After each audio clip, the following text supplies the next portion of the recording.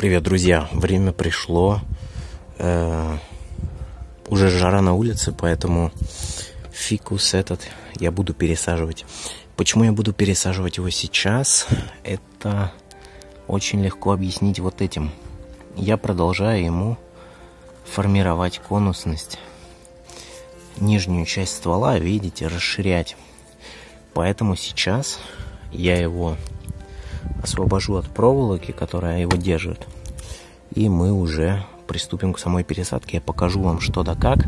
И почему я хочу посадить его вот в этот горшочек, кстати, который я уже подготовил. Видите, здесь пенза, какие-то остатки всякой другой почвы. И он довольно-таки глубокий. Глубокий он для того, чтобы корни развивались и уходили вниз. Также у него очень маленькие, видите, отверстия для сливов. Это поможет ему дольше сохранять влагу внутри. Для начала выну его из вот этого дуршлака. И посмотрите, корней здесь довольно много. Видите, они все белые, новые, качественные. Также вся кадама, видите, даже осталась чуть-чуть внизу, потому что субстрат очень качественный. И еще не так много времени прошло. Поэтому, видите, даже просто вот так вот вытряхая уже можно увидеть что-то. Видите, это вот пластинка, которую я раньше добавлял сюда. Как раз таки она и, видите, отделяет растения. Поэтому здесь в верхней части корней больше, а в нижней их поменьше. Что ж, сейчас я все отрежу, обрежу, освобожу и покажу вам. Ну что, вот я отделил всю акадаму. Получилось как-то вот так. Пока что я ничего не обрезал. Но есть одна проблема. Видите, здесь шуруп отломил кусок, и он отмер, не знаю, короче говоря, погиб здесь. Погибла здесь часть. И вот из-за этого здесь теперь небольшой шрам. Но это ничего, сейчас мы все это решим. Давайте я подрежу все это, и мы вернемся к пересадке. Ну что, на самом деле есть что показать. Вот этот шуруп, он, видите, уже подзаржавел немного. Я откусил часть ствола, обломал, да, которая уже, отмерла и погибла, поэтому ее можно выкинуть, в принципе.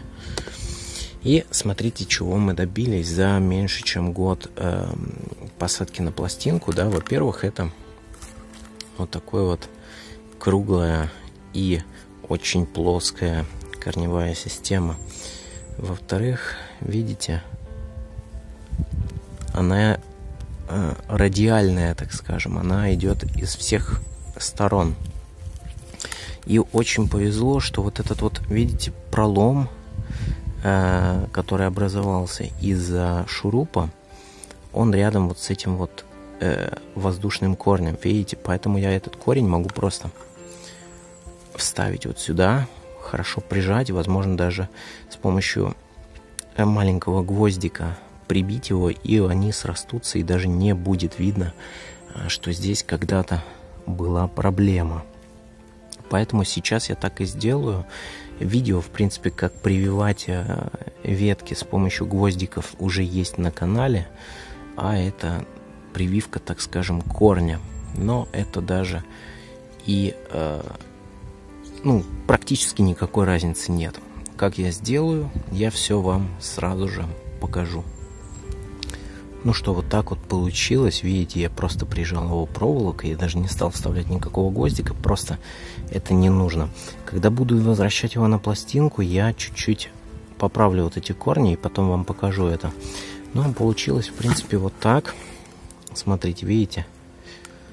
Подрезал я довольно-таки много корней, но видите, она полностью плоская, это корневая система. И, в принципе, сейчас он выглядит вот так.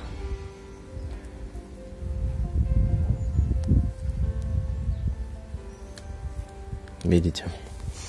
Давайте начинать сажать. Скорее всего, вот эта пластинка нам все так же понадобится, но уже без шурупа. Поэтому сейчас я его вынимаю отсюда. На самом деле этот шуруп можно было бы снова прикрутить, но так как он слишком толстый, а у меня нету более тонких, то я, наверное, не буду пытаться даже. И попробую сделать все это без шурупов. Так, влезет, не влезет. В принципе, не влезает, поэтому давайте чуть уменьшим пластинку. Итак, я совсем немножко обрезал пластинку, теперь она входит отлично просто. И давайте я закреплю ее на фикусе. Пропущу я проволоку вот через эту вот дырочку и привяжу его просто сюда к самой пластинке. Она довольно-таки маленькая, поэтому в принципе особого действия никакого не будет давать, но зато будет поддерживать вот эту вот центральную часть корней плоской, а это то, что мне и нужно. Ну что ж, я закрепил пластинку четко по центру с помощью вот такой вот проволоки. Видите, она выходит, точнее заходит вот тут и выходит и обнимает вот как раз таки ствол. Поэтому сейчас они одно целое. Далее, вот эти вот корни я сейчас немножко выставлю на свои места, так как мне хотелось бы их видеть и как они будут расти лучше. Сейчас я выберу немножко те, которые корни мне нужны, какие не нужны, и уже покажу вам также дальнейший результат. Вот и все, видите, с помощью одной проволочки я соединил их и направил в нужную мне сторону. Поэтому сейчас растение имеет полностью круглую корневую систему, как вы можете видеть. Ну и сейчас я просто все это закопаю. Буду использовать ту же акадаму, что в нем и была, но чуть глубокий горшочек. Видите, он уже в принципе подходит для того, чтобы посадить в него. Для чего высокий горшочек? Чтобы корни тянулись вниз. Поэтому сейчас вся вот эта вот почва, которая есть, видите, там чуть-чуть было немножко акадамы. Извините, точнее пензы. И сейчас я досыпаю немного акадамы сюда. Совершенно не важно, что здесь есть корни, остатки удобрения и так далее, потому что я, заменять акадаму не буду, она очень новая, а все вот эти вот остатки удобрений и так далее, все, что в ней есть, это наоборот только на пользу. Поэтому сейчас я за кадром, опять же, потому что одной рукой неудобно, вставлю корни внутрь и покажу вам, как это все получится. И самое главное, для чего я это сделал. Ну что ж, я его посадил, так скажем, на этой пластинке внутрь горшка. Сначала насыпал акадаму, как вы могли видеть.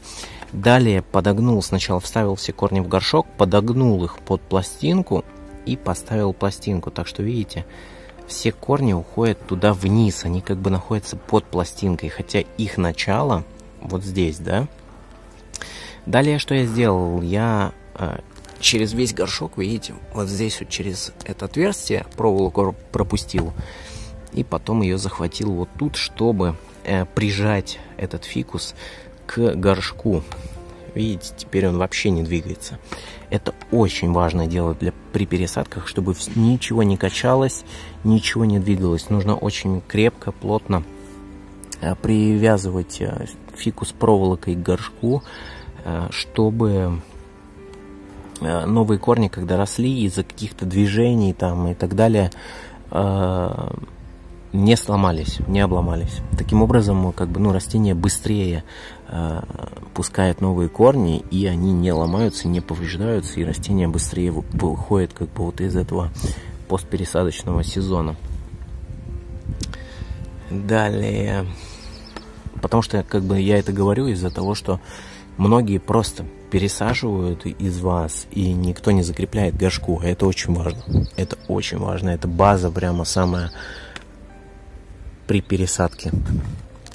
Ну что, все корни, которые остались, они остаются, и теперь надо просто засыпать акадамой и позже уже с помощью палочки протолкнуть во все пустоты акадаму. Поэтому сейчас я насыпаю совсем ее чуть-чуть.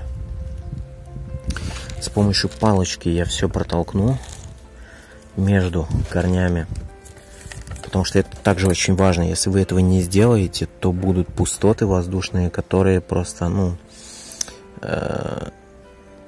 не будет ни с чем соприкасаться сам корень, и из-за этого будет погибать из-за нехватки питательных веществ, нехватки влаги, да, потому что корни всегда должны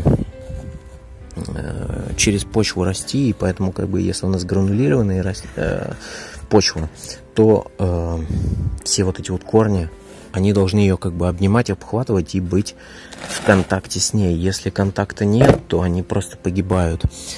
Также это очень частая ошибка новичков, потому что некоторые сажают вакадаму и просто засыпают, и все. А засыпать нельзя, надо аккуратно с помощью палочки проталкивать все вот эти вот, так скажем, гранулки между корнями, чтобы не оставалось пробелов, никаких пустот и так далее. Сейчас я это сделаю, и мы также продолжим. Ладненько, понятненько. Короче, я все закрепил, засыпал, протолкнул палочкой, чуть-чуть дощечкой вот так вот постучал, совсем не сильно, чтобы все еще чуть провалилось внутрь, да. И получилось как-то вот так. Пока что все еще некрасиво, но, как вы могли видеть уже, само начало ствола, вот, которое сейчас находится под почвой, оно уже очень-очень неплохо расширилось. Примерно через 2 месяца я буду постепенно открывать вот эту вот часть и добьюсь того, что открою ее как раз-таки до пластинки. Как только эта пластинка покажется, я перестану снимать почву и оставлю ее таким образом.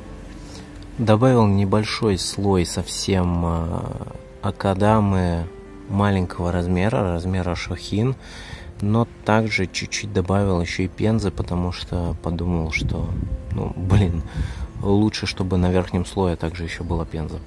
Короче, сейчас я все это дело буду поливать, но прежде надо просто все это дело обрезать, потому что я сейчас корней много очень ему отрезал, и из-за этого надо также еще и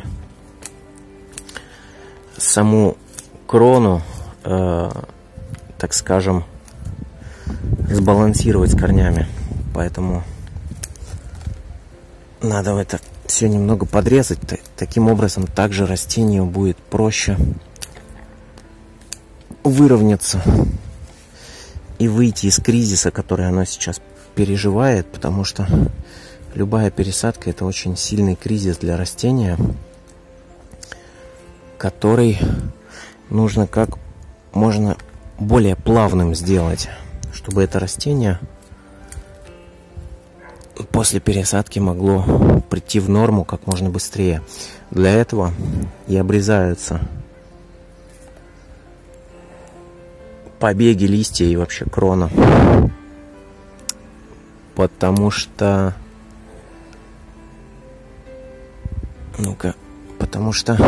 именно таким образом мы сокращаем потребность во влаге всего растения. Так, все вот это надо убрать.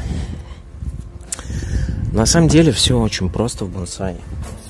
И если вы занимаетесь бонсай уже давно, то вы уже понимать должны много вещей, которые, может быть, новичку еще непонятны, но при любом раскладе это должен быть опыт. Опыт, и именно поэтому я советую простые растения для начала, чтобы вы просто поняли. Потому что даже вот в Японии, почему-то расфокус произошел, потому что в Японии говорят вообще, что чтобы понять просто растение, да, и понять, как оно растет, там надо типа лет 5-6 за ним ухаживать и наблюдать, да, вы не поймете его до конца, если прошел там 1 год или полгода. За полгода в бонсай вы максимум, что поймете, это какую-то теорию, но на практике немного все по-другому. И, конечно же, теория это здорово, но во многих случаях все-таки опыт и и практика, они дают гораздо больше. Видите, отрезал я очень много. Сейчас осталось что-то вот такое.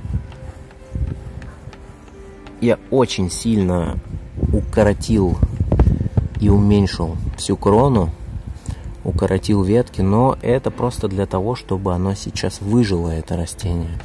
А в дальнейшем я буду продолжать расширять и продолжать формировать ствол такой очень-очень конусный, можно сказать, расплывающийся. Что ж, теперь это растение не будет пересаживаться вообще, наверное, в течение 2 лет. И единственное, что я буду делать, это проводить работы вот над этой частью. Эта часть вся будет расти, опять же, свободно. Я никак не буду ее структурировать, потому что в результате я это полностью обрежу вот примерно вот так. Почему? Потому что у меня будет толстый пирамидальный ствол, а вот эти все ветки, они мне будут не нужны.